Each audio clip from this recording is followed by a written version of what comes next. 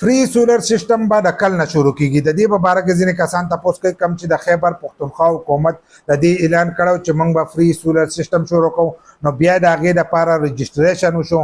بیا په هغې کې چې په اولنۍ مرحله کې نومونه هم راغلل، نو په هغې کې د ځینې کسانو نومونه هم راغلي دي. دا نومونه لیست چې دی موږ هم ورکړو، موږ تاسو ته چې په لږ ورځو کې میلاو شي. نو هغه کسان بار بار دا تپوس کوي چې دا فری سولر سیستم چې دی دا به د کل نه شروع کیږي. بیا موږ یو ویډیو کړو، په هغې کې موږ تاسو ته ویلو چې علي امین ګنډاپور ویلی دی چې په دې میاشت کې به دا پروګرام چې دی دا به شروع کیږي. اوس د هغې خبرې چې دی د هغې هم دا دویمه میاشت چې دا به شروع شوه. که تاسو کتلې چې ما کومه ویډیو کړې وه، نو د هغې ورځو نه واله تر اوسه پورې چې دی د هغې خبرې 2 میاشتې چې دي دا پوره شوې. نو ځینې کسان وایي چې هغه فری سولر سیستم چې دی شروع نه شو. که زه بله ویډیو کوم نو هم په هغې باندې خلک دا تپوس کوي چې فری سولر سیستم چې دی څه چلو شو. نو موږ خو ستاسو سره هغه اپډیټ شیر کوو چې کم د هغو د طرفه اپډیټ راشي، کم چې د هغو د طرفه اپډیټ راشي، لکه د حکومت د طرفه چې کم اپډیټ راشي موږ ډایرکټ چې دی ستاسو سره هغه اپډیټ شیر کوو او تازه اپډیټ راوړو او په پښتو کې راوړو.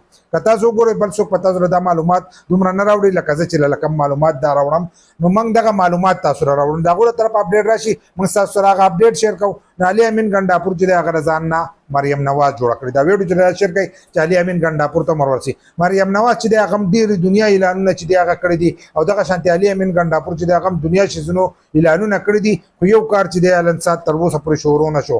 څنګه چې هغه اعلانونه کوي دغه شانتې دی اعلانونه کوي. نو د هغې دغه چې دی 2 میاشتې پوره شوې، ګنډاپور صاحب ته وایو هغه شی چې دا شروع کړه، ځکه چې خلک په انتظار کې او بار بار زمانه تپوس کوي. نو ته دا کار داسې وکړه چې دا شی شروع کړه، د ځان نه مریم نواز چې دی دا مه جوړوه، ځکه هغه هم اعلان وکړي شی چې دی نه کوي خالي په ټیک ټاک او په دې باندې ورکړي، او ته اعلان ورکړې ته د هغه په شان ټیک ټاک نه جوړوې، خو اعلانونه چې دی ډېر زیات کوي د هغې په شانتې او کار چې دی دا نه کوي. نو بار بار کسان تپوس کوي چې فری سولر سیستم به کله شروع کېږي. نو تا چې کم ټایم ورکړو چې 2 میاشتو کې به شروع شي، نو 2 میاشتې چې دی دا خبرې پوره شوي دي او تا له پکار دي چې دغه فری سولر سیستم چې دی دا شروع کړي.